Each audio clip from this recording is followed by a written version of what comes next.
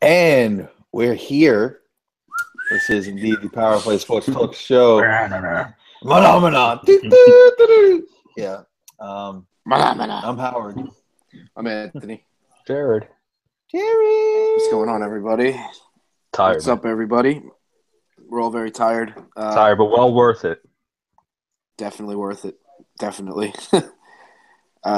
There's just so many. I mean, even right now, like after it's all said and done, there's still so many like weird feelings about that game last night. Like, I feel Clearly, like we're talking about the Chris Carson injury in Seattle.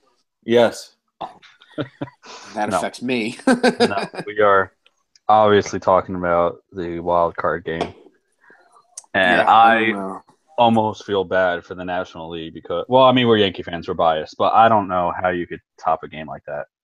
You were going to say you almost feel bad for the Twins. I was going to say, no, I don't. No. Fuck them. I don't feel bad. No, absolutely not. Not after what fucking Santana said.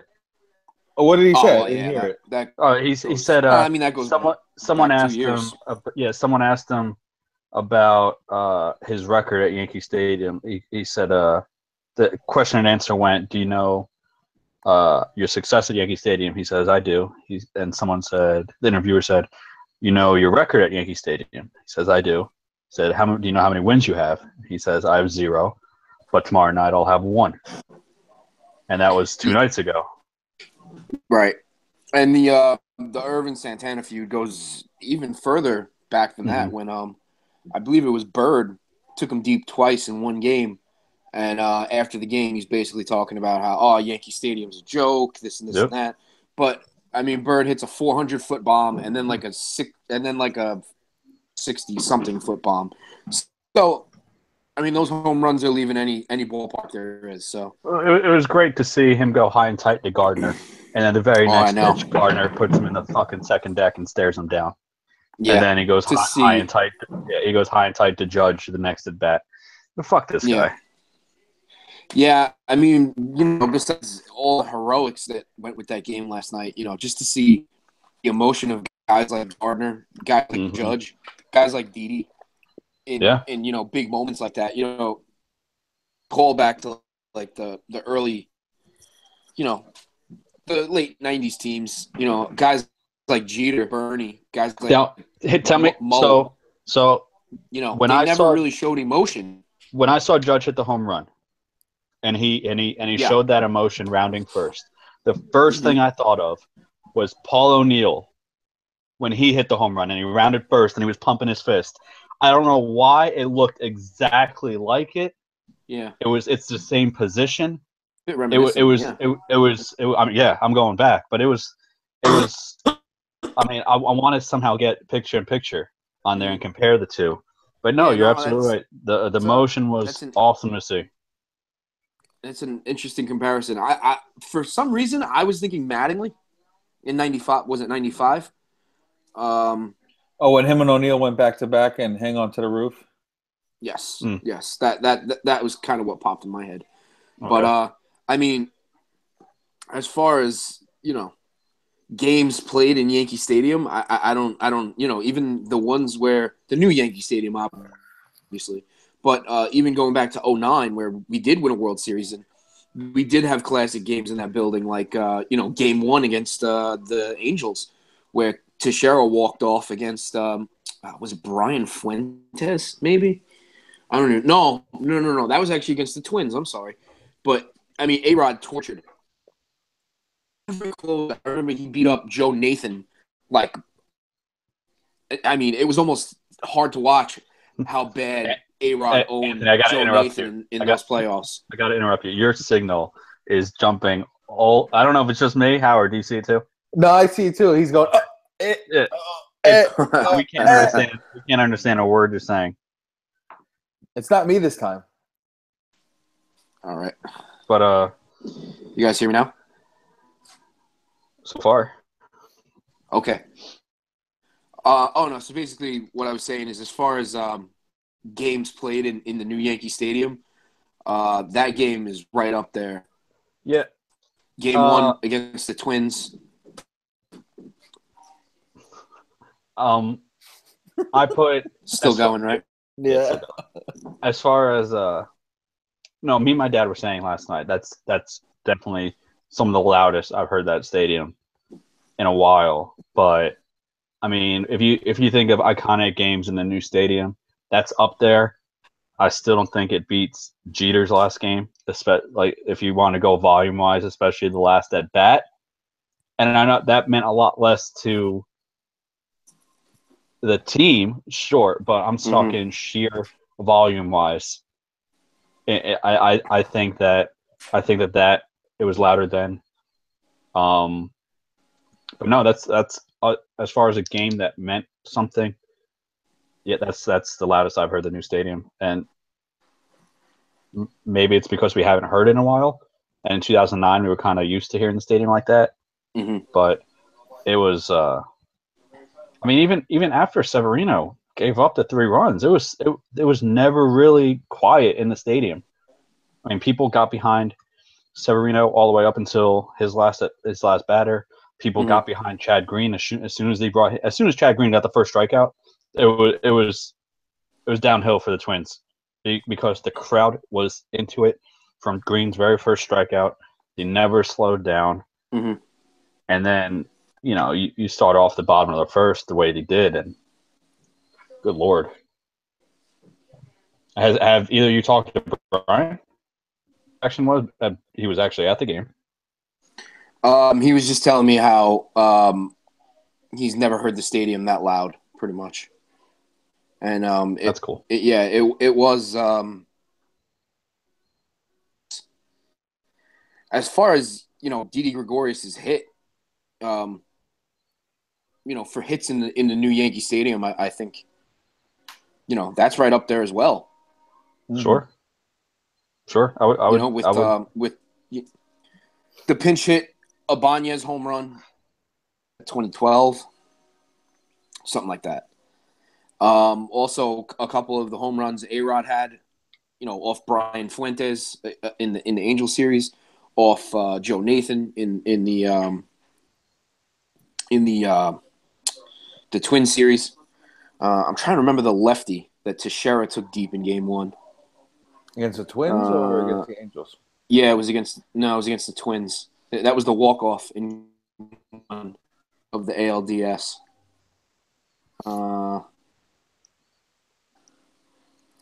Like a fat, chubby Spanish guy. Lefty. Eddie. Eddie Guardado. Was it Eddie Guardado? No, it wasn't him. No? Something else. It was like Jose something. Some other chubby Spanish guy? Yeah. not every day, Eddie. Hold on, I'm looking it up right now. It was a hell of a game. He managed very well. I mean, I think the only mistake he made, and I'm not saying this in hindsight, because I said this before the at bat, was keeping Bird in there. Yeah, we both kind of said the same thing. Me and you were pretty much texting throughout the game last night, and we both, I texted you, you texted me. A lot of times, kind of nearly at the same time. Yeah, simpatico, like the same shit we were thinking. Yeah. And I was typing, are you thinking about putting Holiday in here for Bird? And you were typing Torres because Torres is more of a contact kind of guy. Yeah, but either way, I would have taken Holiday. I mean, but the idea is the same thing. I did not like Bird there against the lefty, and I told you, I said, you're going to see nothing but low sliders. And sure enough, he threw him 4 low sliders, and it was a terrible at bat, not nearly as terrible as fucking Castro's, but that was the only mistake I think Girardi made. He worried me. It was fucking scary sitting throughout that game, wondering like, okay, he's really going to leave Canely in for another full inning. He's bringing Robertson out for another inning. He's up to 50 pitches, so it was scary. But I mean, you can't fault him for any moves that he made last night. It was solid managing. He no, you're right. And he managed the bullpen great. And like I said to your dad today, because Uncle Scott texted me at some point this afternoon saying, it's weird how much I'm agreeing with you lately or something. He said something along those lines and was like, Girardi managed a perfect game last night. And basically what I told him is, for all the time you get on Girardi, there are times that he definitely pushes the wrong button and he definitely should not have.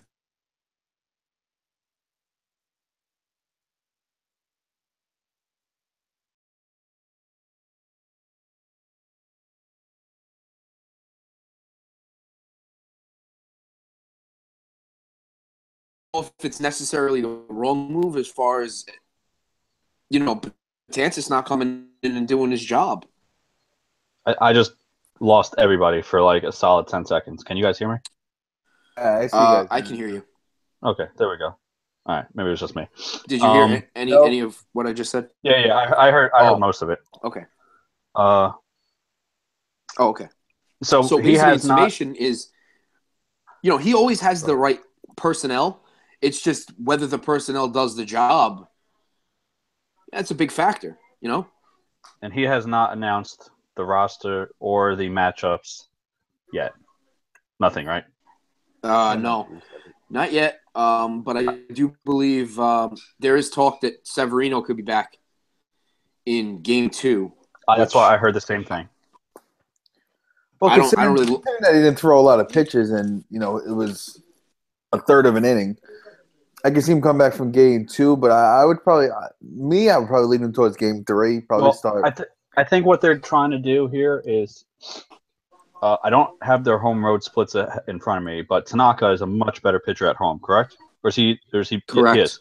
So what I think he's trying to do here is not throw Severino until Game 4, but have Tanaka open at the stadium.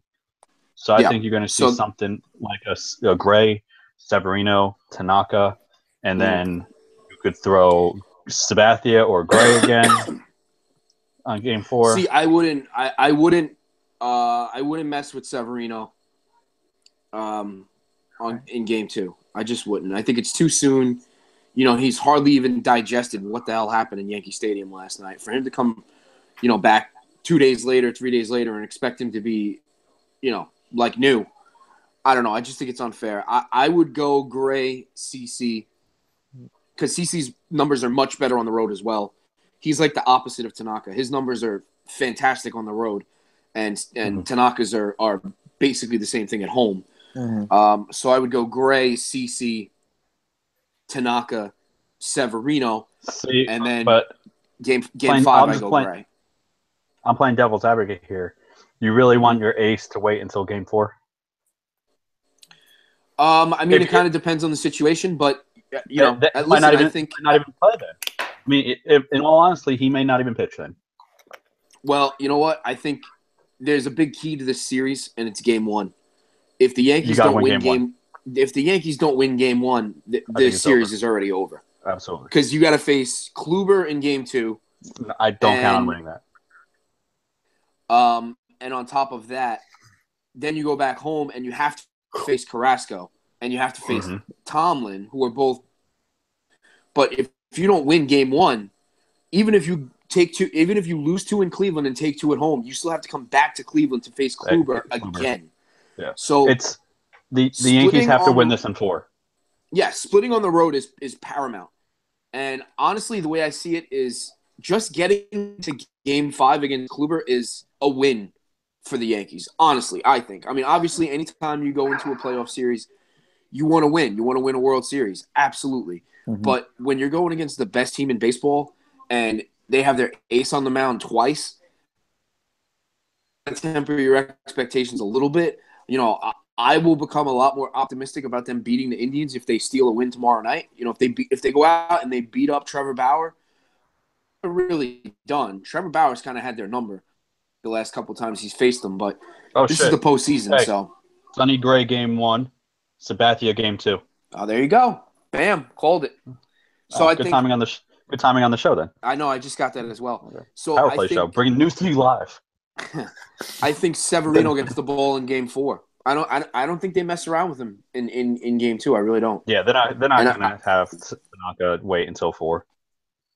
And I'd be very surprised if Monty or Garcia are on the roster. I think leave that pitching spot off for another bench guy like a Tyler Wade, somebody who can run. Even with how the bullpen was worn down in the wild card game, you don't think that they'll throw Monty? No, fucking Garcia better not be on the roster. But you don't think that they'll throw? Honestly, if they're gonna go a long reliever, it's gonna be Garcia before Montgomery, because Montgomery's on a pitch count and they're worried about his innings, and they're not just gonna waste innings out of the bullpen. So fucking so dumb. It'll definitely be Garcia if they take a long reliever, without a doubt. I just don't. I mean, I don't know. Adam Warren can give you a couple of innings. You saw what Robertson. You saw what Robertson can give you. You saw what Green can give you. I think there's even a possibility if let's say CeCe's getting beat up on Friday night, that maybe you could see Severino coming out of the bullpen. Severino out of the pen and then throw Gray game 4. Yeah, that's entirely a possibility. Sure. Entirely. Absolutely. Yeah. I agree that we have to win game 1 or the series is over. And must win. That's not I don't think that's a pessimistic view of looking at things. I just think that's being a realist. Yeah. I think that the offense that you saw last night you will not see in any game. I don't think you'll see 8 runs scored by the Yankees in any game. I said this to somebody I work with today, but I said it's entirely possible we could see the Yankees on the opposite end in game 1, where they get to Bauer real early, and then a guy like Andrew Miller or a guy like Danny Salazar comes into the game and just shuts it the fuck down. Sure. Yeah, and they come back and win game 1. Like it's entirely possible that happens. And that can absolutely happen. I mean, even with last night, and sure we tagged him, but I text you. I said I don't want to see Jose Barrios. Yeah. Because he can do something like what you're saying with Salazar, who Salazar has filthy stuff. Yes, he does. Or even Miller, if they throw Miller 2 innings. Or 3. Miller can go 3 too. That can absolutely shut us down. And the way the Indians lineup is set up, even if let's just say for argument's sake, we put 3 on Bauer early. All right. Mm-hmm. The Indians will chip away at that. And Gray is prone to that. Gray will give up 1 run in the first. He'll give up 1 run in the third. And then before you know it, you're in the 5th. And the Indians are up 4-3 after you hung a 3 spot on Bauer in the first. So that sounds a lot like what we did last night. So exactly, it's tough. This is going to be a difficult series for the Yankees to win. But I mean, listen, I firmly believe if you start off with a win in game 1, you're in a good position, because then Kluber. I obviously don't have much confidence we're going to win that matchup. I think CeCe is going to keep us in the game for a bit, but Kluber is, he's just rock solid out there. He's the best pitcher in the American League. And, to drop that one, you can live with that. And then you go back home and you have 2, I wouldn't say favorable pitching matchups, but you have 2 guys on the mound who are not Corey Kluber, in Carlos Carrasco and Josh Tomlin. And obviously if you win game 3 back at home, you win game 4, because going back to Cleveland to face Kluber into game 5 is just – it's not going to happen. No, it's not ideal. And I'll be honest, I don't really – I've never once – I did pick the Yankees to beat the Twins. I've always thought that they had a great shot to beat the Twins in the wild card. Yeah, I didn't think it'd go down like this, but I agree. No. Oh, boy, that game did not go the way we all expected it to. I told my dad, I said, what'd I tell him? I said 4-1. Okay. I said, before the game started, I said, we're going to win 4-1. And, man, that went south quick. I mean, yeah. I was thinking something like basically along the same line, like 4-2, something like that. But yeah, no, that totally, didn't go the way we expected it to. So I picked the Yankees to win in the wild card, but I have not picked them to beat the Indians, just because I do feel like tomorrow night's game is, I feel like there could be a hangover effect from last night's game as well, because you're not going to have Robertson, you're not going to have Green, you're probably not going to have Canely, who, in my opinion, the most unsung hero of that game is Tommy Canely, because nobody expected that guy to go out and pitch that well. Yeah. Once you get past Green and Robertson, basically what I was saying to you the whole night was I don't know where they go because they don't trust Betances. Warren hasn't been healthy. So normally where you would trust Warren in that spot, he hasn't been healthy. He's thrown one inning in like the last month. So you can't really rely on him in that spot. And then you have Shreve, and then you have Betances, and then you have Canely, and then you have Chapman. And it's like, okay, the two guys that we really, really trust to get us through this game, we used already. So where we go from there, I have no idea. So the fact that he went to Tommy Canely, and Canely gave him 2 innings and a third, and no hits, no walks, 1 strikeout, 1 big strikeout at the end of his night of work in the 8th inning there. Tommy Canely, to me, was the absolute unsung hero of that game last night. I think it was Chad Green, and I know he's getting. I don't think he was unsung though. I think he was just exactly. the hero. That's the thing.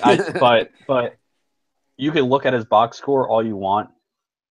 The way he was able to mitigate the first inning, it was amazing, and that that single-handedly set the precedent for the rest of the game.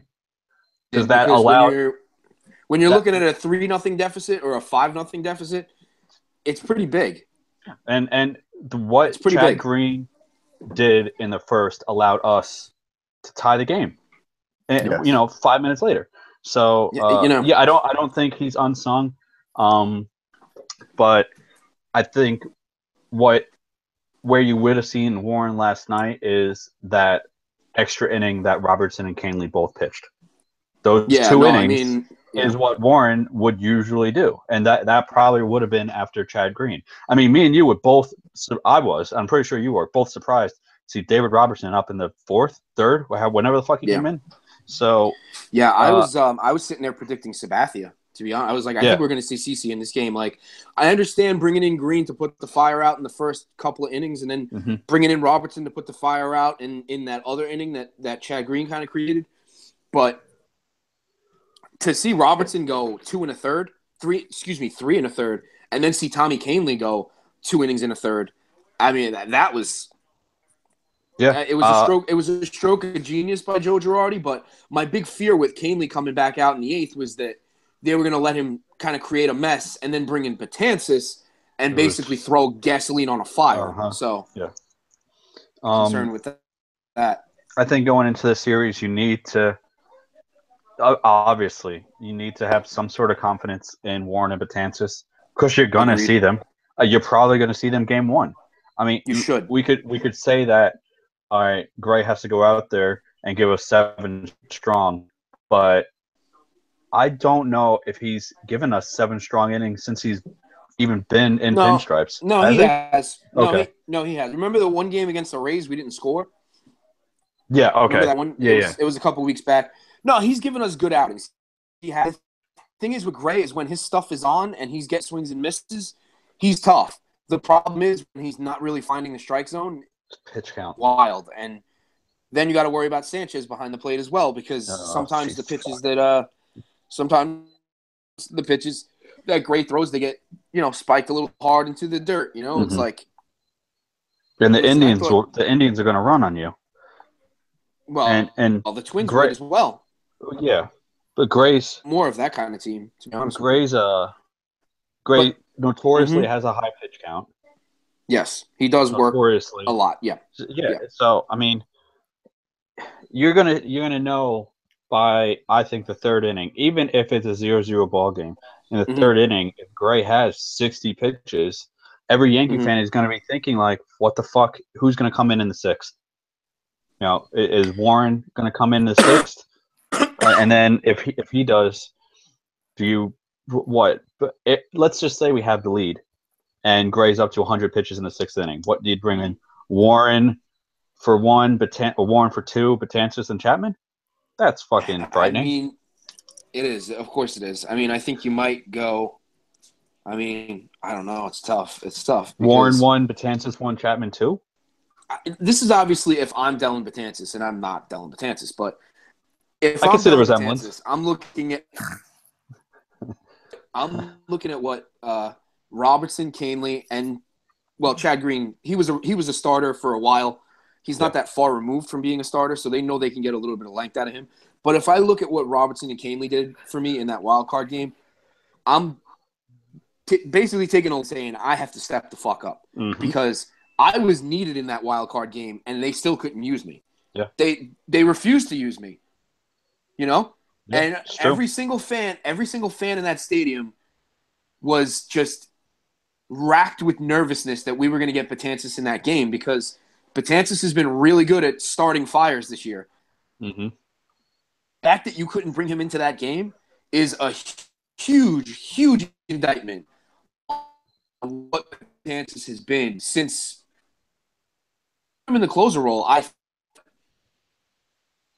Losing Anthony because you couldn't bring Betances into that game. He needs to take a long look in the mirror and see if they need me for 2 innings and they need me to throw strikes. That's exactly what I have to do. I have to. Go ahead, Howard. He's got to get that killer instinct that you saw Chapman just turn on all of a sudden the last couple of weeks of the season. You saw that last night with Chapman throwing 103 miles an hour with that killer instinct, and that's what Betances needs to do. If he wants to gain the trust back with Joe Girardi, he's got to go out there tomorrow night. If Gray goes 5 or 6, you bring in Warren for 1, and you bring in Betances. If Betances just be like, "Listen, I want the ball. I want to do this. I want to show you what I can do," then he'll gain it back. But the problem is he's so hit or miss.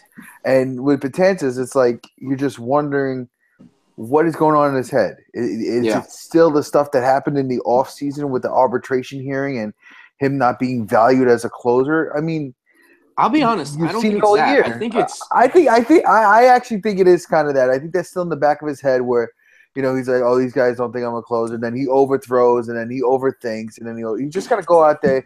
He's got to do what he does, and he's got to use his arm the way that he knows how to do it. And when he does, he's on. He's unhittable, and it doesn't matter what's going to happen. But the scary thing with me for Betances is you can think that he's on 2/3 through the inning, and then he can just one 4-pitch walk, and it's fucking game over. Because he I don't know if it's mental or it's clearly mental. Baltimore. Yeah, it's clearly mental. I mean, he could throw 6 pitches, strike out 2, and then he could give up 3 runs that inning. So it's true. I won't be confident with Betances until I see him get through a full inning with no base runners. That's what I want to see from him. Listen, I totally agree with you, and I felt like up 4 in the 8th last night, it would have been a pretty good spot to say, all right, let me see what Betances is made of. You know what I mean? Let me see him go out there and get 1, 2, 3 and retire the side in order. He doesn't have to strike out the side. He doesn't have to throw the immaculate inning like he did earlier this year, 9 pitches. Let me see him go out there, look dominant, and look like the old Dylan Betances. Because you know what, man? No matter – you can beat around it all you want. Going to go deep into the postseason without Dylan Betances being Dylan Betances.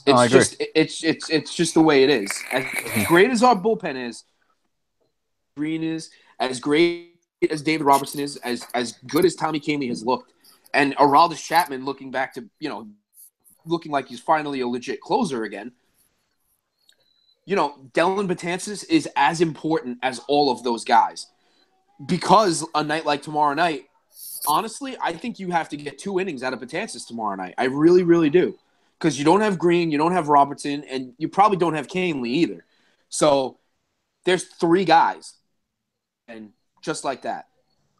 So for that reason, I think, I really think that tomorrow night, 7th inning, you got to go to Betances to get to Chapman. And if that means 5 outs, 4 outs, and then Chapman has to get the other 4 or 5 outs, it is what it is. But, you have to get a rock-solid effort from Betances tomorrow night. Otherwise, I think that they're going to lose game 1, and then I already feel like they're going to lose game 2 with Kluber on the mound. And then you go back home down 0-2, or you go back home tied. It's really – That's a huge difference. It's really that simple. And it is a huge difference, absolutely. You go back tied, you got to win 2 home games and you're home free. You know, you're going to the ALCS all of a sudden. And here's the other thing as well. But do beat the Indians, they have as legit a shot to win the World Series this year as any team in Major League Baseball. If they can beat the Indians. Me and you were saying that yesterday, how I don't think that there's a team in the National League that could beat any team in the American League other than the Red Sox. The Red Sox don't impress me nearly as much as the Astros, nearly as much as the Indians, and obviously may call it biasness as much as the Yankees. Right. The Dodgers don't really impress me that much. The Diamondbacks can be dangerous, but they got to get through tonight first. I don't even know game yet. And then no, I don't know either. The only team that really, the Nationals. If Scherzer's healthy, if they put it all together, if the Nationals put it all together, they could be the best team in baseball. If the Nationals put it all together, and Indians run through the American League, that is going to be a really, really fun World Series to watch. It'd be more fun if there was the Nationals versus the Yankees. However, well, that's what I got to. That's what I got to in the show. I got to the Nationals in the World Series. Yeah, I think that was my pre-season pick was the Nationals. We probably have that somewhere. I don't know. We might. Listen, they have the talent. They absolutely have the talent. It's just the question of, can they do it? Can they do it in the postseason? And I feel like it's the same thing with the Dodgers. I feel like they have the talent. We've seen them win 19 straight games, something like that this year. They won over 100. So the talent is absolutely there. Are they going to be able to do it in the postseason? Both the Nationals and the Dodgers have that question hanging over their head. I can easily see this. I can easily see this World Series being the Cubs and Indians all over again. Again, absolutely. And this time, the Indians get their revenge. I can absolutely see that happening. Absolutely. I can absolutely see that happening. But we're going to take it one step at a time, one game at a time. I just checked the score for the D-backs and Rockies. There's no score there yet. So they have already had a more boring game than our game last night. Did you see what Chris Archer tweeted out? No, actually, I didn't. He said that this game was super fun to watch. He said, what would you rather have, balls flying out of the park or a pitcher's duel? This is great. And that's coming from a pitcher. Yeah. No, you're right. I mean, listen, I'm just wondering right now if the Met fans got all their Indians gear yet, Because, man, there were a few salty ones. Definitely calling the fan at least. There was one that called the fan, was like, this is everything that's wrong with baseball. There was too many home runs. Like, shut the fuck up. Fuck you. Shut the fuck up. Idiots. Fucking idiots, man. Yeah, my friend was jealous because that's all it is. If it was if roles were reversed and the Mets won 8-4 in a wild card game like that, we would not be hearing the end of it. Didn't we go through this 2 years ago? Didn't we go through this 2 years ago? Basically reversed. Daniel fucking Murphy. Murphy. Yeah. Daniel fucking Murphy, the guy that you just let walk away. Here's my only hope with this Yankee team, right? I really hope. Number one, this is a hot take, but I'm going to throw it out there. I think Brett Gardner's a Yankee for life. And I think he's approaching captain territory, in my opinion. I think he's a guy. Listen, he's a leader, and he's a veteran, and I don't feel like this locker room would be the same without a guy like Brett Gardner. Let's re-sign him first. First of all, he's still under contract. He's still under contract. First of all, Brett Gardner's a leader in the clubhouse. He is all that. He is not in captain territory. In my opinion, I don't think he's that. I think, yes, he's the veteran presence. He's the longest tenured Yankee. He's going to be a Yankee for life. I believe that because he just does everything. Plans off him. Be a terrible idea. I really do. I know he's getting old. I mean, he is getting older, but somehow seems to be getting more power. He hit 20 home runs for the first time this year. He's not using speed like he was earlier in his career. But I mean, what more can you ask of this guy? He is the 3-0 Diamondbacks. Paul Goldschmidt. Oh wow, that was quick. It's going to be ugly. It's going to be ugly. I think it's going to be ugly. Uh-huh. So 3-0. 3-0 Diamondbacks. I think that's all they're going to. Another 3-run home run in the bottom of the first in a wild card game. I would have loved to see the Rockies win, but it's just not in the cards. It's just not. No. I mean, the Rockies have some really exciting young players between Charlie Blackmon and Arenado. And Arenado and Story and DJ LeMahieu. I mean, they have a loaded lineup. A hanging curveball was, jeez. You can't throw a hanging curveball to that Jew. Nope. They have no pitching. No. The Rockies still, unfortunately. Whatever. It's going to be the Diamondbacks and Dodgers. I actually like the Diamondbacks in that matchup. I got to be honest. I do. Took it to the Dodgers this year. I think the Diamondbacks are – I mean, we talked about this, last week? Yeah. The Diamondbacks are super. The Diamondbacks and the Yankees are not comparable team-wise, but they're comparable in the sense that both the teams are super, super dangerous, and they could – if the Diamondbacks go in, obviously it looks like they're going to win tonight. I don't think that was ever really much of a question. They just handed Zach Greinke a 3-0 lead. I think they're good. Exactly. So if they go in, and who would they be scheduled to face? The Nationals? No, the Dodgers. They face the Dodgers. If they go in, and you could make the same argument. If they go in and go 1-1 and then bring it back to Arizona in a tie, you could see them winning the next two and then running it straight to the World Series. They have a very similar team as far as the Yankees goes. As they're dangerous, they're hungry. I mean, it's that would be a fun World Series. That would be probably terrible for the West Coast market, but that would be fun for us. A rematch? I don't know if I could deal with a little, right? Oh yeah, right. Rematch. Fucking vengeance. I don't know if I mean, listen, I think that that storyline would be on our side because we'd be the ones getting the revenge, but. I wouldn't be happy about facing the Diamondbacks again. Just there's scars on my body from that fucking night. I remember exactly where I was for that. I fucking cried. I don't want to. I don't want to relive that. I mean, that was probably the first time since I really started watching the Yankees that. Well, no, 97 was rough. So, I can't say 2001. Definitely 97. No, it was my first. That first feeling of failure you get as a sports fan. We're Jets fans. So we're Jets fans. We're Jets fans. We know what failure is. That goes before. Yeah. Well, 94 with the my first. Yeah, that's probably 97. I mean, I was still young. I knew what was going on, but 2001.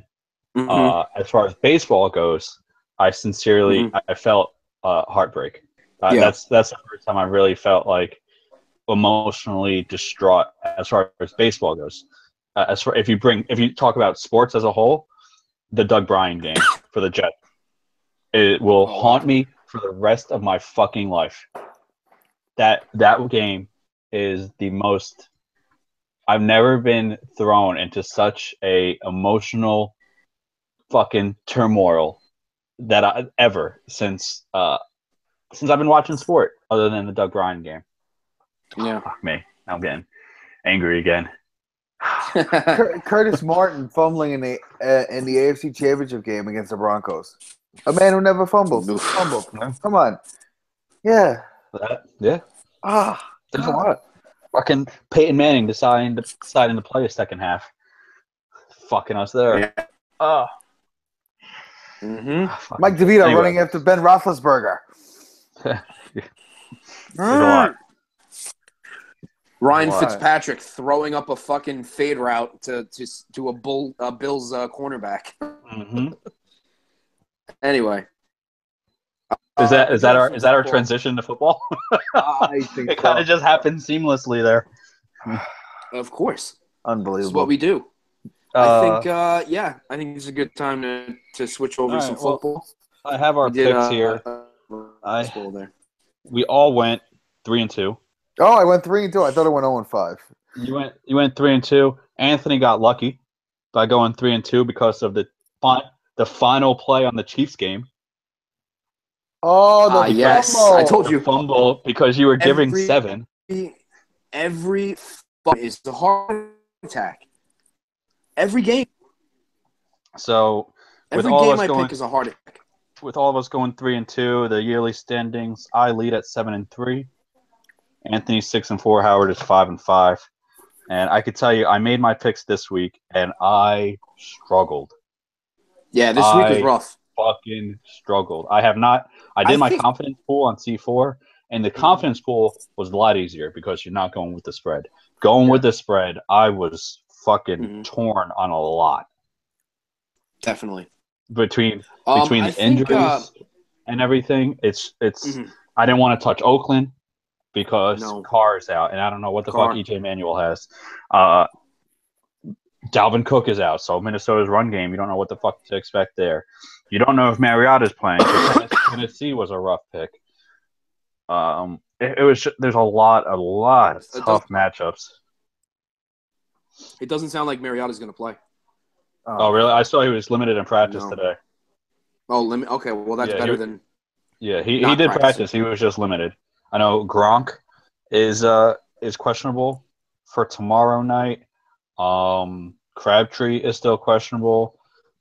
The Packers running game, that's another thing. That's a mess. You don't know who's playing there. It's either Jamal Williams or Aaron Jones.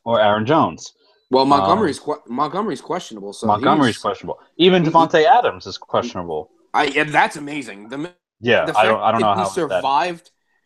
The fact that he's not in one of those metal neck braces with screws drilled directly into the collarbones. I don't know. You know, like what's his name? Pitbull from ECW. Howard. Oh my God! Remember that?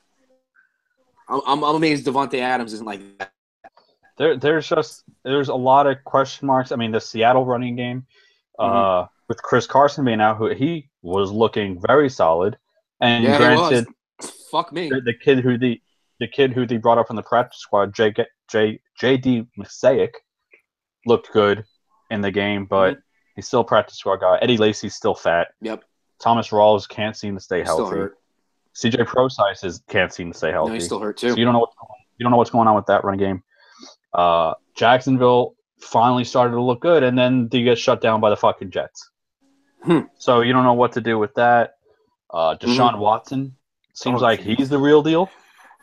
Wow. And now with Will Fuller back, that offense, and that's with Lamar Miller really having a super subpar year so far. So if that offense can put up 30 points for that defense, the Texans are going to be a tough team to beat. They're playing Kansas City. I know. I could tell you that is not a game that I touched. That is not a game that I did not touch. That isn't it in Tennessee? In Houston. It might be. I don't know. I can't touch it in the suicide pool. So I basically, I just it's picked in Houston, pretty much. It's in Houston. So that's. I don't remember who I picked in the suicide pool. Well, I'm out. Fucking Patriots. Yeah, you got eliminated. It is down to 7 people, I think. Anthony and my dad are the only people that don't have strikes, so you have a clear advantage. But we are getting to the point now where not only are the games tough, but even if you have an easy game, games are getting a lot tougher. You probably picked that team already. So it's getting tougher to pick too because you're learning more about the teams. And there's a couple that earlier in the year you're looking at it and go, oh yeah, no, they're losing, but like the Bills, there's the Texans. I mean, those are all you have to think about because they've actually come out and played well. Yeah, I mean the Bills are 3-1. Yeah, but I don't know under what circumstances I would pick them in a suicide pool. Even against a shitty schedule, they went into Atlanta and beat Atlanta. That is not an easy game to win. Atlanta at home and New England at home fucked 90% of suicide pools across the country. I would imagine. I think what was the other game as well? There was another game. Everybody Dallas and the Rams. Hey, I was just about to bring that up. That was my out of the box pick. Oh, was it? Mm-hmm. That was my out of the box pick. And even if I did have Oakland. Yes, you had Oakland. I had Oakland and I lost. But I did Howard had the 49ers with the points, so he won that. So out of the box wise, the Lions, the Vikings. Yeah, I lost that. Yeah, so that was when that was whatever side that didn't exist. But that game, even that game, surprised me because I'm pretty sure it ended 14-7. Yeah.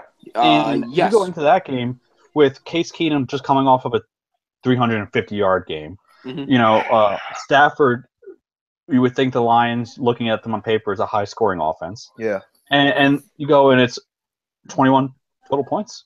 You kidding me? So it's crazy.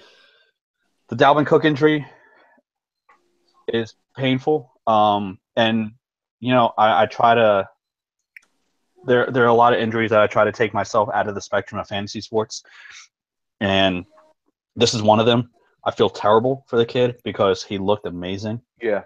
Mm-hmm. And this was just like most ACL injuries, a fucking freak accident. Not an accident, but a freak injury where one step or one plant, and that's it. So you feel for him. So that was heartbreaking. I have him in a couple of leagues. I have him and David Johnson in my high stakes league. And Jeez. So now I'm looking for draft picks. Yeah. But it was the Denver's defense looks as good as we thought it would. That offense looks good too. And Simeon's been everything they could ask him, pretty much. So let me ask you guys this: do we believe in Cam Newton again? I don't know. I mean, he's getting lambasted pretty hard for some. He's a fucking idiot for what he said today. It was a dumb thing to say, sure, but I don't. This is more PC bullshit. That's just way wild. I'm just talking about what we saw. I mean, we saw him play like he did 2 years ago when he won the MVP. He threw for 300 yards on what we thought was a decent defense. Obviously, it's not turning out to be that way, but he threw for 300 yards in New England. He ran for, I think, another 40. I think he had 3 or 4 total touchdowns. Can we go into each week expecting this? I don't know, man, because New England's defense looks pretty fucking bad. It looks atrocious. I mean, their defense looks awful, like really, like almost the worst in the league. How bad their defense looks right now. So I don't know. I don't think I picked them to win this week because I think they're playing Detroit. I think they're playing Detroit this week in Detroit. I think Detroit's been very, very good. New England. Yeah, Detroit's been. Yeah, they've been one of the best teams in the league. No, New England plays tomorrow at Tampa. Yes, that's right. And possibly without Gronk, and without Rex Burkhead. So, oh boy! But Tampa's also missing like half their defense. Quan Alexander was already ruled out for tomorrow. I think Lavonte David is still questionable. So, but we'll get to that game. I mean, I'll get to that game when we do our picks. So you're telling me that the Tampa Bay Bucks beat the all-world Giants without Lavonte David? Without Lavonte David and without Quan Alexander. Oh, how did they ever do that? I don't know. The Giants are so good. Do that? Fucking team what a disaster they are. Shit. Dumpster fire. Shit, that team. And it's funny too because when you start the year, the problem is really the offense, and they can't protect Eli, and then they kind of get that straightened out the past 2 games, and now they can't stop anybody. Yeah, their defense cannot hold anybody down. No, it's because they refuse to address the linebacker position. They refuse to address the linebacker position, and I don't care how good your defensive line is. If all you're doing is rushing the quarterback, you're going to create running lanes because you have no fucking linebackers to stop them. You have one good corner and one all-world safety who share the same side of the field. So why the fuck wouldn't you just throw to the other side of the field? And even if Landon Collins isn't playing deep, because most of the time they have to have him as that fourth linebacker because their fucking linebackers are such shit. I mean, Landon Collins, that's what it is. Landon Collins is the Giants' best linebacker. He's not a safety. He's a linebacker that can play in coverage. Janoris Jenkins is good, but Mike Evans exposed the shit out of him last week.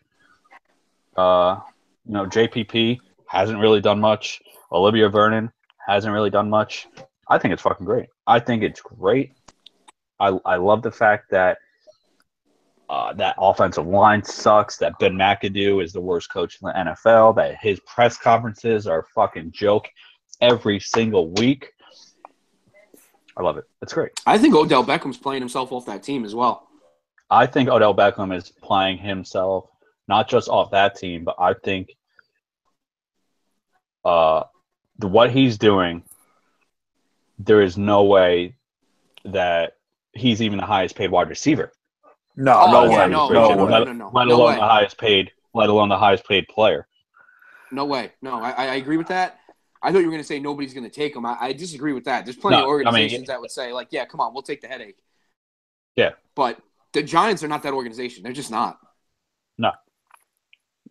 It's to put up with his bullshit for much longer. Like I said, the only way they resign him is if they use the money that they're paying Eli with.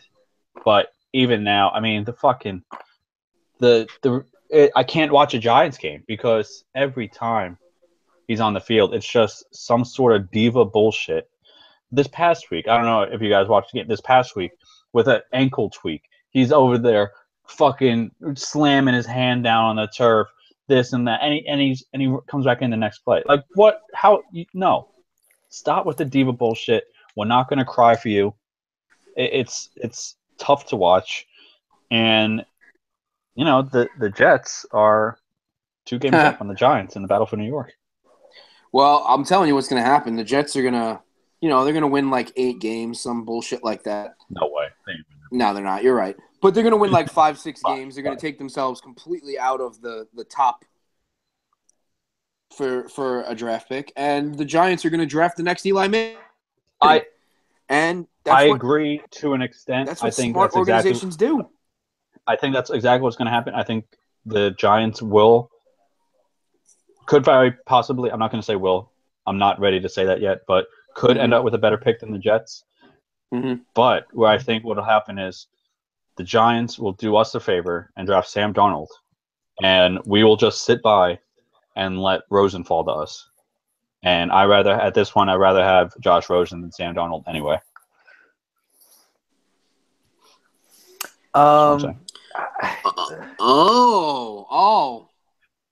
Yes, Anthony. Yes, Howard. Yes. I'm just putting together that text message we got from John. Yes. It's wrestling. I'm not sharing nothing now because Jared won't even know what we're talking about. But I don't even know what wrestling is. It's a different podcast for a different time. No, but it's yeah. Why don't we just get into picks? Because okay, I have a pick that. Let's just get into picks. Okay. So, let me bring up the spreads here. I guess I'll start this week. Go for it. Even with the injury to Mariota, I think Tennessee can lean on the run game, and Miami looks so bad, and Miami's only getting a point. I don't think that's enough. They're favored? No, Tennessee's giving up a point. Miami's getting the point.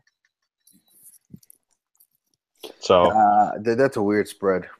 Yeah, it started off at 2.5. I think people are worried about the Mariota injury. I really don't think it's going to affect them that much because I think if Mariota's out, I can see DeMarco Murray getting 20 carries and then Derrick Henry getting like 10 or 12 more, and they're just going to run it down Miami's throat.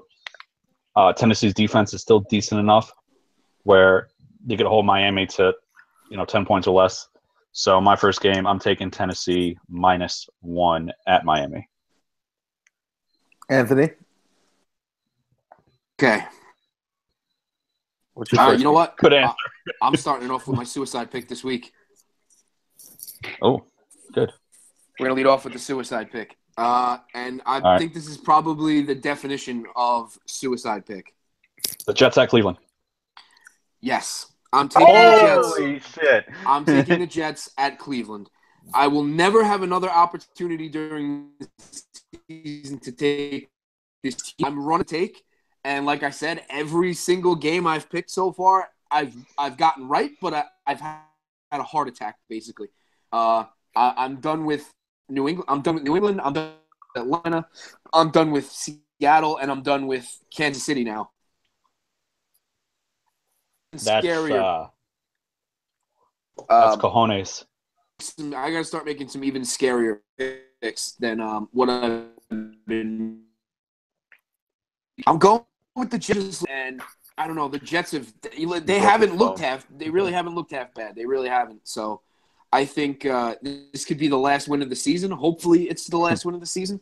Yeah. But I haven't been able to root for the Jets this year, so this gives me a reason to root for them. That's fair. And I didn't even realize. I didn't even realize that I started with my as of now. I started with my suicide pick as well with Tennessee. I just looked up mine. Oh, okay. That's who I have as well. For that's now, a ballsy suicide pick, I think. For now, I'm running out of teams. I said this was a tough week. I'm in the same boat. I really am. That's why I'm taking Jets. I think it's like a pick'em game, so it's really not even. You don't even have to worry about the spread. Yeah, there's no spread. That's ballsy. With every win, they're just going to piss off more because it's what the Jets do. It's what they do. The 3-2 Jets. Never thought I'd say that. All right, Howard. Well, I'm going to start off easy. I'm going to go to the Monday night game. If I was still in the suicide pool, I would pick the Vikings to beat the Bears. Even though with Mitch Trubisky starting, right? He's starting from what I was reading. Trubisky was named the starter. Trubisky was named the starter, so I'm still going with the Vikings. I think the Bears, even with Trubisky, maybe get a little shot in the arm. I don't like their defense at all. Their offense is, Jordan Howard, Tariq Cohen, and now Trubisky. I don't see much happening with them. The Vikings, on the other hand, yes, the Dalvin Cook injury is a heartbreaker. Exactly. But I think it's next man up. I think Latavius Murray's going to step up. He's going to do some good things. He's going to give a little bit more of the run game. You're going to see Case Keenum go to his wide receivers and Thielen and Diggs, and he's got a big tight end in Kyle Rudolph. He's going to rely on them a little bit more. They're going to have a little bit more room this week against a softer defense in Chicago. So give me the Vikings -3 over the Bears. Well, that's a good segue because I also picked the Vikings -3. And for a lot of the same reasons. I am scared of the Dalvin Cook injury. If you look at the storylines alone would look like that the Bears should be almost favorited because, they're getting Mitch Trubisky, who looked great in preseason, and they're going to get a shot in the arm. And the Vikings are without Dalvin Cook, the all-world rookie running back. Well, Trubisky never threw the ball for more than 6 yards in the air in preseason, and he was going against second-string defenses. Mm-hmm. So let's just slow down on Mitch Trubisky, and he's going against one of the best defensive lines in football on Monday night. They're going to rush the fuck out of him. You're going to see Daniel Hunter all over him, Everson Griffin, Brian Roberts, Eric Kendricks. You're going to see a lot of exotic blitzes to get in this rookie's face. And I honestly don't know who the fuck he's going to throw the ball to. Deontay Thompson? You're going to throw Tariq Cohen in the slot? They're not going to be able to run the ball too well on him. So I agree. I think Case Keenum could come out and throw for another 300-yard game. I could see Diggs. Diggs likes to show out on primetime. He has a history of doing it. I could see him finishing with something insane like 8 catches for 150 and 2 touchdowns. Thielen can get another 7 catches for 100 yards. I might start them both this week in C4. I was thinking about starting Latavius Murray. Because the Bears. Starting him in the gym bowl. There you go. And I think if the Vikings get up early, I think that they could just use Murray and McKinnon and just run the ball down the Bears' throats. I don't think the Bears will have the lead once in this game. So yeah, that was one of the easier ones for me. Was Minnesota -3. So, Anthony, you can go on to your second one. All right, my second one is going to be Philadelphia hosting the Cardinals, and I like the Eagles. I mean, they've just really looked like a solid football team. The Eagles. Carson Wentz is moving around the pocket. He is tough to get to. Their receivers have played well. It's a big spread. It is a big spread. It is, but I don't like what I've seen from Arizona. They almost lost to San Francisco last week. I definitely the Eagles at home. That's looking at that conference. That's really a must win for Philadelphia. They're kind of running away with this division right now. If you really look at it, the Cowboys lost to the Rams last week. The Redskins lost to the Chiefs in prime time, and the Giants are 0-4. And so with the Redskins, I'm going to try and throw some silver lining on there. They played really, really well at Kansas City in prime time. They did. So I'm not counting that fucking last bullshit touchdown, and I'm calling that a 3-point game in Kansas City. Not a lot of teams can go into the Red Sea and do that. So no, I agree. They had a 10-0 lead. They had a 10-0 exactly. lead. Yeah. I agree. Where if Philly wins this, that puts a ton of fucking pressure on the rest of the division. Definitely. But that's a big spread. -7. You okay with that? I'm okay with it. I think they could win by at least a touchdown. Arizona has looked pretty lost without David Johnson. And their defense has, I mean, going back to last year at the start of the year when we were going like, oh my God, they got Chandler Jones. This defense is going to be just ridiculous, and it just hasn't been. Yeah. Well, they're getting a healthy Deion Buchanan back. However, they just lost Marcus Golden, so it looks like they're going to put my boy Hassan Reddick to outside linebacker, move Deion Buchanan to like an inside linebacker position. But still, I mean, Justin Bethel opposite Patrick Peterson, he gets exposed every fucking game.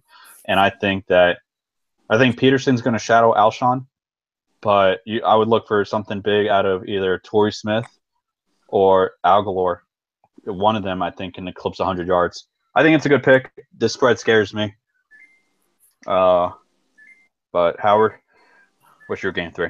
Game 2, I'm sorry. My second game, I'm going to take the Packers getting a point on the road against the Cowboys. I don't understand that spread, but I'm going to take the Packers getting a point, winning the game outright because of one person and one person only, and that's Aaron Rodgers. You could put any type of running back behind Aaron Rodgers, and that team will still go. Even if you have Jordy Nelson, Martellus Bennett had a decent game. Rodgers is starting to find him now, and I think the defense for the Packers is starting to play really well. Clinton Dix had a good game. Clay Matthews is still Clay Matthews, but I'm just starting to really see what the Cowboys are, and they're just a middle of the road team. Their defense is just not that good. Dak Prescott is starting to show some sophomore mistakes. Zeke hasn't looked great like he has been, but I just give me the Packers all day, getting a point, even going into Dallas. Packers. Yeah, there's going to be a trend here because I also picked the Packers. Jesus. I don't know why they're getting a point. I guess the odds makers are scared of their running game. I don't know, even though Aaron Jones looked good. Yeah, and even though all three of them might still play, and even if Devontae Adams is out, Geronimo Allison has looked good. I'll tell you what, Martellus Bennett needs to find the end zone soon. Yes. Because he needs to find the end zone soon. They still got Jordy Nelson, Geronimo Allison, Jeff Janis. I've always been a big fan of Jeff Janis. I believe they lost their left tackle in the offseason, as well as their right guard, maybe. And Zeke is fat now. So fat Zeke looks like shit. Other than, he had a decent game last game, but I don't understand this spread. I was surprised. In fact, that was the last game that I wrote down because I completely passed over it because honestly, if Dallas is getting the point, maybe I'm a little skeptical on it. But yeah, Green Bay getting the point. I can see them winning by at least a field goal. I don't think Dallas has the defense to stop that offense at all. So that's so far. I got 2 out of 3 that are the same as Howard. But All right, Anthony. All right. So when you take the Jets in the suicide pool, you got to go a little safe with some of your other picks. So I'm going to take Pittsburgh. I'm going to take Pittsburgh over Jacksonville. That's a pretty big spread as well. Yeah, 10. That's a pretty safe game, I think. I'm not a believer in Jacksonville. You know, I don't know what it is about them. It's just it hasn't clicked. You know, it worked in Miami, it worked against Miami and London, and they looked pretty damn good against what was it, Tennessee in Week 1, Baltimore. I think. Oh, Baltimore, right. So, I'm taking Pittsburgh. They haven't looked, they haven't really hit their stride yet, but we all know Pittsburgh has the weapons. Whether it's Brown, whether it's whether it's Bryant, whether it's this kid Smith-Schuster, Le'Veon Bell. Yeah, I was about to say you're forgetting one. Le'Veon Bell at home is probably the biggest game changer in the NFL because his differences between home and road are kind of frightening. It's that whole team. Yeah, that's true. You're loving the big spreads this week. I'm taking the Jets in the suicide pool. Yeah, that's true. All right, Howard. Game 3. My third game. Fuck it. Give me the Jets. Oh my God, you're both dumb. Give me the Jets for one reason and one reason only. Because they're playing the Browns? Because they're playing the Browns, and that would be what? 0-5 for the Browns? 0-5? 0-5. They got to win how many games in our bet?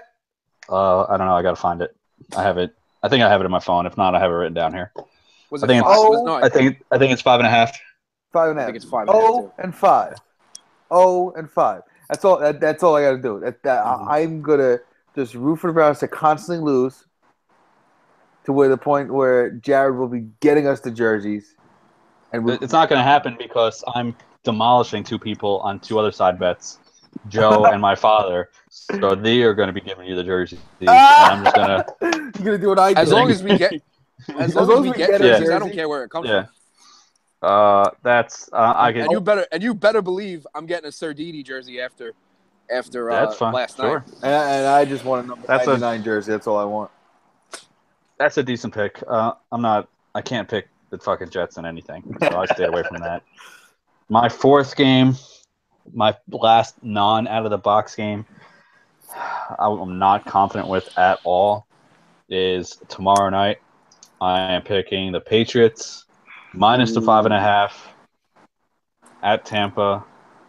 I did this before I saw the news about Gronk, but I'm going to stick with it. I think that Belichick is going to get in someone's ass. I think that they're going to – he has this history of trying to shut down number 1 targets, and I think they're going to try and do that to Evans. Hopefully not, because I'm starting him in C4.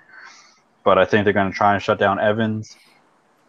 I think that Tampa is going to try to use Doug Martin more than they should because he hasn't been practicing with the team, and I don't think he'll be successful. 5.5 is just one of those weird spreads where it's I don't see it being like a 18-14 game or something like that. I can see the Patriots winning 28-14. Yeah, I agree. I think Tampa Bay, they're a really good team, but they're definitely a team you could rip their heart out early. Exactly, and that defense, like we mentioned earlier, that defense, it is just injury written, and with no Quan Alexander and no Levante David, if Gronk is playing, who the fuck is going to cover him? Yeah, they don't have a linebacker in the world that could cover Gronk, and Vernon Hargreaves is their number 1 corner, or Brent Grimes. You're not. Yeah. Who's going to cover Brandon Cooks? And Brandon Cooks has torn up the Bucs when he played with the Saints. So I like the Patriots there minus the 5.5, even though they're on the road. And then I'll have my out of the box next turn around. Go ahead, Anthony. I'm actually going to take the Giants this week. Boo! The Chargers are not bad enough to lose to the Giants. They're not. Boo. And they're home. the Giants played. I don't know, that was Detroit, so they really didn't play that great well that game. But I mean, their offense has played a lot better the last few weeks. It's really been the defense, which should have been a strength coming into this year based on the way that they played last year. So to see this defense struggle is even more of a head scratcher to me than the offense, because when you have the problems with the offensive line, your quarterback's not going to have time to throw. He's not going to find his receivers, yada, yada, yada. But I really liked what I saw from Wayne Gallman as well. He came into that Wayne game Gallman looked good. Instantly gave them a spark. Instantly. Wayne Gallman looked really good. Perkins is banged up. Darkwad's banged up. I believe they signed someone off the practice squad this week to back up Gallman. So Gallman is the starting running back this week. And I think against, L.A., who's looked – I mean, they looked terrible. They can't get fans into the building. Really, really bad. They looked really, really bad. And it's really just a battle of who is worse. And I think that the Chargers are worse. I really do. That's fair. I was looking at that game for a while, but I couldn't bring myself to pick the Giants. I think I picked them in the C4 pool, but with the confidence of very little. All right, Howard, what's your last non-out-of-the-box game? It's not out of the box. It's out of the box for me, but it's not my out-of-the-box pick. And I'm going with the Rams to beat the Seahawks. The Rams at home, best offense in football. You're looking at it, with Goff and Gurley, Cooper Kupp. I have the Rams favored. I got it even. Yeah, it's even. Really? Oh, okay. It's a pick'em game, so. Yeah. Shit, that was going to be my out-of-the-box, but okay. I mean, it's out of the box for me being a bandwagon Seahawks fan, because being a Giants is your second team. But I just love the way the Rams look. At home, their defense is just insane. Still at home. And the Seahawks on the road are just a totally different team as we've seen over the past years. I think Goff has got that confidence. He's got that swagger. His receivers are getting open for him. Sammy Watkins looks like a man reborn with a good quarterback. Todd Gurley is – what else can you say about Todd Gurley? Todd Gurley is what we thought he was. Yes. He is there are no words to describe him. I got such a man boner for Todd Gurley this year. It's raging. Yeah, I know. He is pants off sex for me in every sense of the word. I thought that I had a shot, and then Todd Gurley went off, and I was like, it's done. Todd Gurley is fucking bananas. I like the pick. I think I picked the Rams and again the C4 confidence pool, but not a lot of confidence. The thing that scares me with them is I don't know if Watkins is playing. Right now Watkins is questionable. He has some sort of fucking illness that just happened. But I do like it. Plus the Seahawks run defense is not good this year, and I think Gurley can expose that.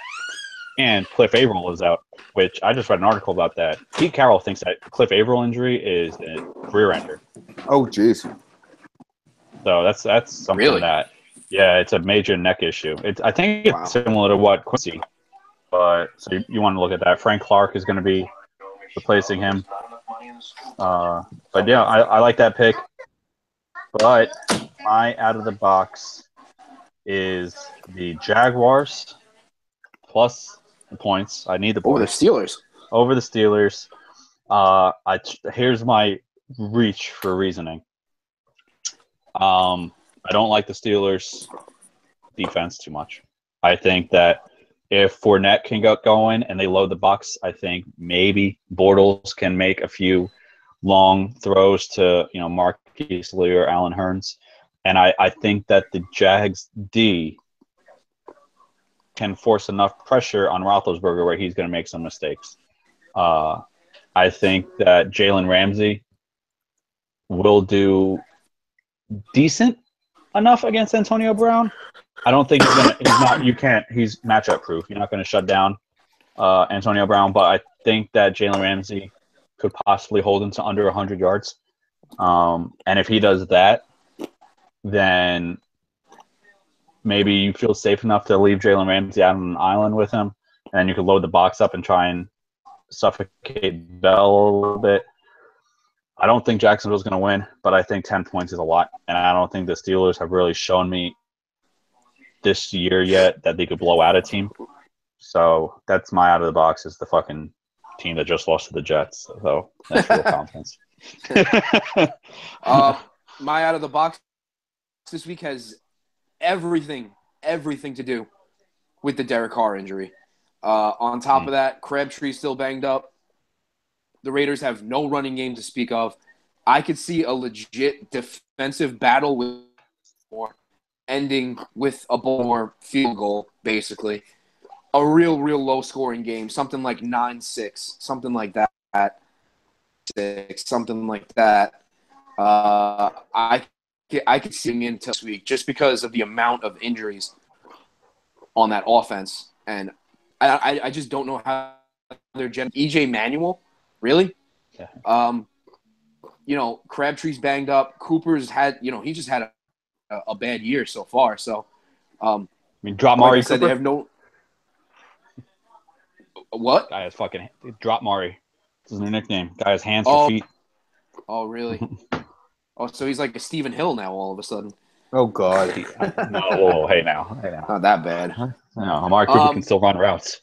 Yeah. No, but I mean, no running game to speak of. And Oakland they've gotten pretty beat up on defense the past couple of weeks as well. A couple of games that, they should have been in it against the Broncos. They really weren't. And then, to get just manhandled by Washington the way that they did. There's a lot more. I think Joe Flacco is going to get his shit together this week. I think he's going to stop making so many bad decisions with the football. And like I said, I could see just a legit defensive battle and just see a low-scoring game that ends with, a field goal or a late touchdown or something like that. No, so give me Baltimore like for my out of the box. I like that. Baltimore getting 2.5. That's a good pick. Howard. It's a small. So I toyed with the Ravens. I am picking the Ravens in getting 2.5, but that's not going to be my out of the box pick. Probably, confidence pool.